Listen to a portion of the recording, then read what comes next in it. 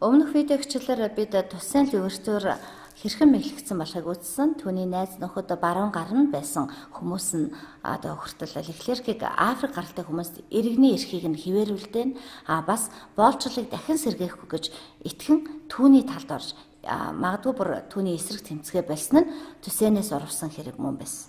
За Леклеркийн бас их зургийн дээн тий энэ бол Леклерк. За тэгэхээр Тусен Леклерктэй хилцээ хийхийн тулд ирсэн ч Леклерк түүнийг баривчилж хөлөг онгоцоор Франц руу илгээсэн бөгөөд Тусен 1803 онд шоронд насарсан.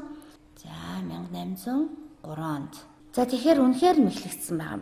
Тусен бол зөвхөн гайтигийн түүхэн төдийгүй ер нь маш сайн удирдагч нарын нэг гэж тооцогддог. Тэрээр засгийн эрхийг авмагцаа цагаан арснуудаас өшөө авч алж хидаагүй гэдгийг би өмнө нь дурдж байсан.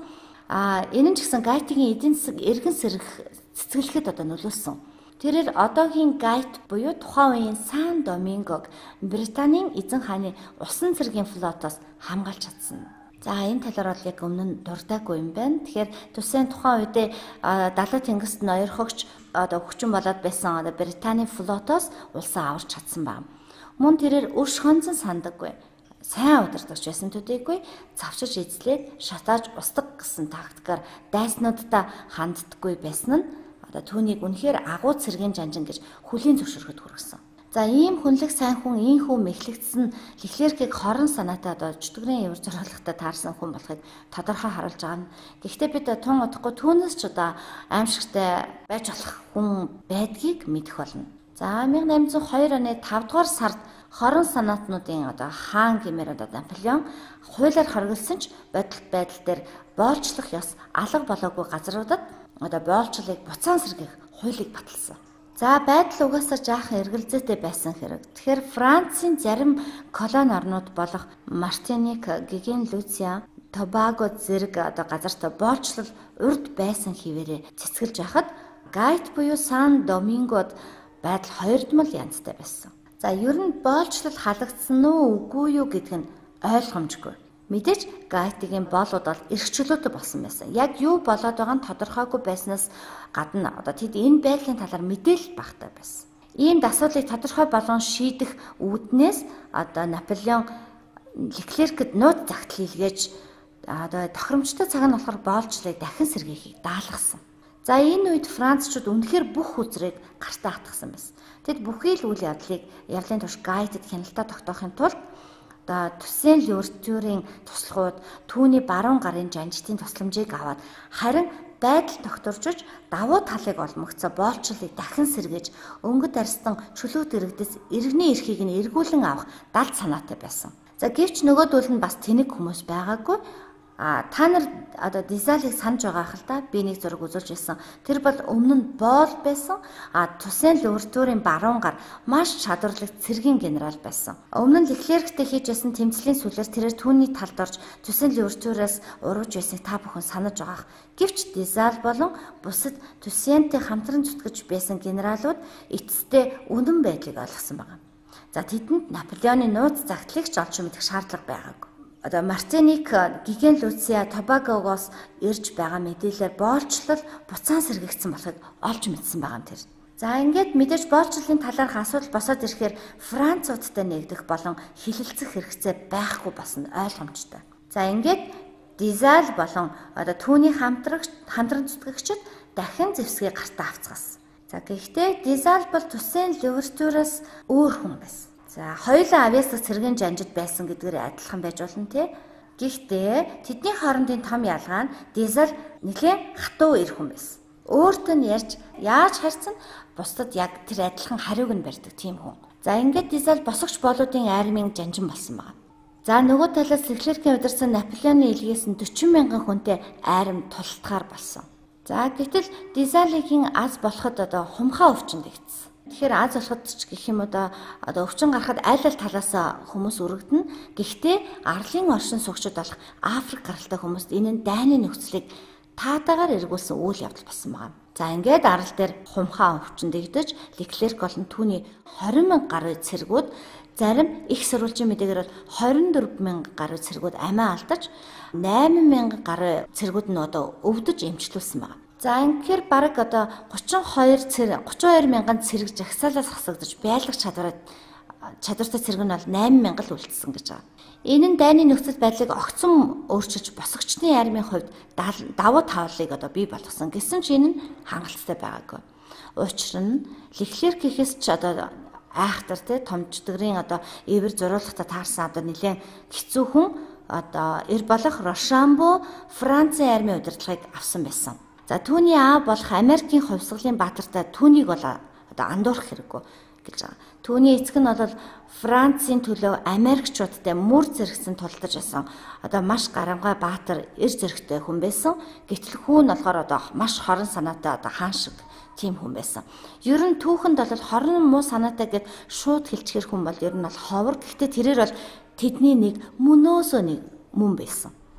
За Рошамбогийн хувьд аргагүй хүнд нөхцөл байдалд орсон. Цэргүүдийнх нь ихэнх нь хумхаа өвчнөд одоо нэрвэгдсэн, бас одоо нэлээд их догшин ширүүн дайсантай байлдаж байсан хэдий ч түүнийг зөвтгөхийн арга үйлдэлүүдийг өөрөө хийдэг байсан. За тэрээр өнгөт арьстан боолуудыг яадаг байсныг одоо би энэ дотор бичилтэй. Үнэхээр одоо бүр аимшигтай боолуудыг эсвэл өнгөт хар арьстан одоо хүмүүсийг одоо барихаар хорхоор шавжаар дүүргэсэн нөхөнд одоо амьдаар нь болж эсвэл одоо халуун давирхаад тогоонд чанаж алдаг байсан байна.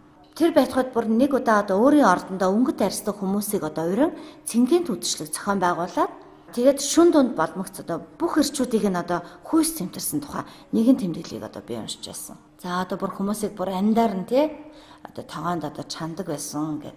За тэгэхээр одоо түүний энэ харгас хэрцгийн үйлдэлүүдэд нэг л сайн тал байсан нь арлын өнгөт арьстан одоо оршин суугчид одоо бүгд түүний эсрэг тэмцэлд одоо нэгдсэн явдал гэж хэлж болох юм.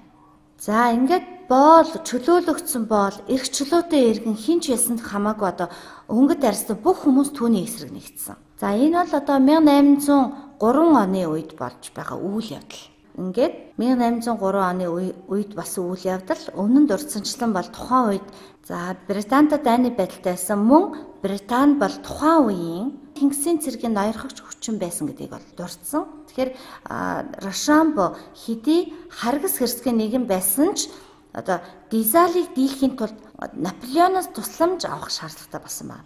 За өмнө нь би дурдж байсан одоо Дизалич гэсэн бас мөчөөгөө өгдөггүй нэлээд хатуух яр байсан. Жишээ нь одоо Рошамбо нэг удаа 500 босогч олслогсдыг нь амьдаар болсон байна. За үүний хариу Дизал одоо 500 Франц хоригдлыг дүүжилж цаазалсан. Тэрээр цус урсахаас санаа нь их зовоод одоо байдаггүй нэгэн байсан. За Туссен Лүржүүрээс одоо бол шал өөр байгаа зү. Энэ бол том сургамж. Учир нь та дайсныхаа арай ухаалаг удирдагчийг устгах бол арай хүнлэг нэг нь мэхлэвэл оронд нь өөртөөгөө адилхан харгас хэрцгий удирдагч гарч ирээд одоо адилхан зүйлийг өөртөд нь хийх болно шүү гэдгийг одоо ойлгуулж өгсөн. За би энд тайлбар нь унших нь илүү сах үйл явдал хэрхэн цааш өрнөхийг үзүүлээ. Одоо Британтай ингээ байлцсан. За Британи далай тэнгист ялангуяа Карибын тэнгист бол ноёрхогч хүчин байсан. Чөлөөлөгдсөн боолуудын армийг дарж авахын тулд Рошамбод нэмэлт хүч хэрэгтэй байсан. Наполеон ялагдсан талаас одоо холбоогоо тасалж чаддаг нэгэн байсан. Нэг удаа одоо тэрээр Египтэд ч гэсэн ийм шийдийг бол гаргаж байсан байна. За цэргийн амь насыг эрхэмлэж үздэг хүн бол байгаагүй. Харин өөрийн нэр хүнд эрх мэдлийг илүү эрхэмлдэг байсан. Иймээс Наполеон тэдэнд тусламж үзүүлээгүй. За тэрээр нөхцөл байдал хаашаа эргэснийг сайтар ойлгож байсан. Европ даяар дайн хийж байгаа энэ үед одоо нэмээд Британий флоттой байлдаж дийлэхгүй гэдгээ мэдэж байсан учраас тэрээр хөдлөөгүй. Ингээд харгас хэрцгийн нөгөө Рошамбо залт Наполеон дөнгөж хар газараа ганцаараа үлдсэн. За Наполеон зөвхөн гайд бус одоо барууны шинэ ертөнцийн бүх эзэмшлээ орхисон. Гол асуудал нь Францын хувьсгал гарахад хүргэсэн эдийн засгийн хямрал шийдэгдэхгүй байсан байна. Иймээс хөрөнгө мөнгө босгохын тулд одоо Наполеон Луизианаг Америкчуудад зарж орхисон. За би хэмжээнд ойролцооч гэсэн Луизиана гэхэр одоогийн Луизиана мужийг бол хэлээгүй. Дашрамт хэлэхэд Салман хаан тэнд бас төрсэн байна. За бидний яриад байгаа газар нутаг бол одоогийн Америк нэгдсэн улсын газар нутгийн 3/1.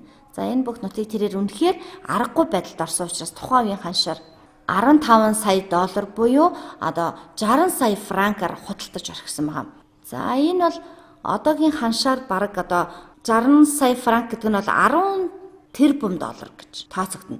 Одоо ч гэсэн 10 тэрбум доллараар Америкийн газар нутгийг 3.1-ийг нь өгье гэх юм бол маш ашигтай санал болно, тийм ээ. Тэгэхээр одоогийнхоор бол 10 тэрбум доллар. Тэр үедээ 1803 оны 15 сая доллар буюу одоогийнхоор 10 тэрбум доллараар их мөнгө биш ч гэсэн Наполеон бол аргагүй байдалд орчиход байсан.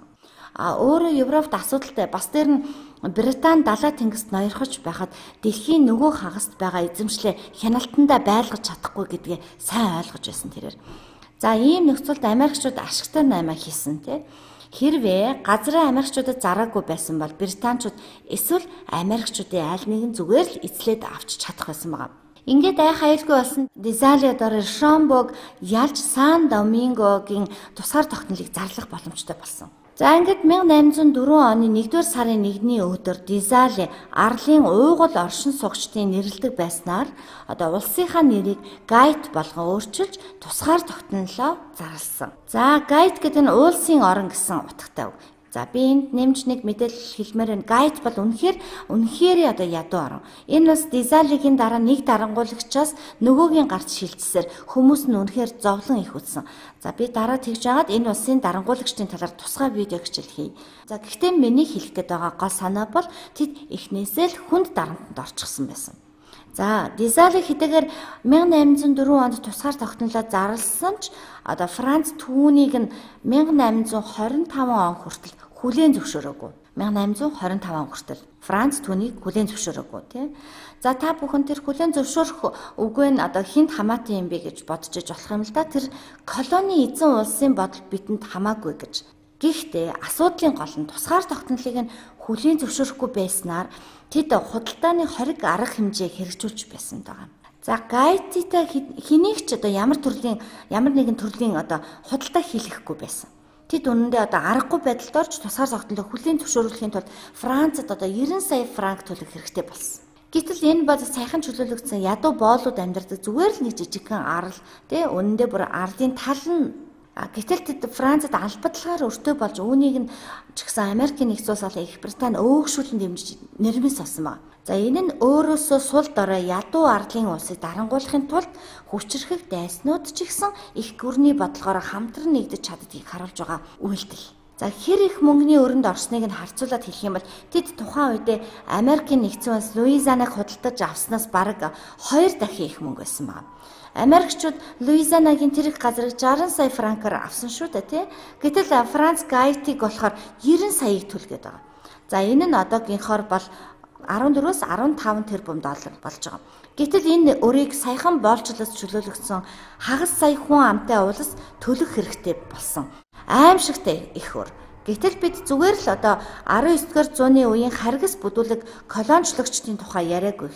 Гайт улс бол 1947 оны хүртэл тэр өр болон түүний хүүг төлж чадаагүй байсан. За тэд бүр 20-р зууны дунд хүртэл өр төлсөөр байсан байна. Тэр ч байтугай энэ өрийн шалтгааныг одоо алдагдсан өмчийг хохирлын төлбөр гэж нэрлэдэг байсан нь одоо бүр улам их гутаанд оромжилсан хэрэг байна.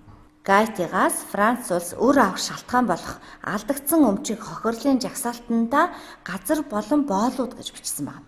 За энэ нь шулуухан хэлэх юм бол та нар эрх чөлөөтэй болохыг хүсэж байвал та нарыг өмчлөх эрхээ алдсны хохирлын төлбөрийг бидэнд төл гэж дааж давшгүй их мөнгө нэхэж байгаатай адилхан юм. Энэ бол үнэхээр улс үндэстнийг гутаанд оромжилж байгаа хэрэг одоо мөнөөсөө мөн. Би ч гэсэн анх энэ өрийн тухай одоо түүний тоо хэмжээний тухай жирийн нэг ядуу жижигхэн орон өөрийн ард иргэдийн эрх чөлөөг олж авахын тулд барууны өндөр хөгжилтэй оронд 1947 оны хүртэл өр төлөөс төлсөөр байсныг сонсоод одоо үнэхээр гайхаж цочирдсан.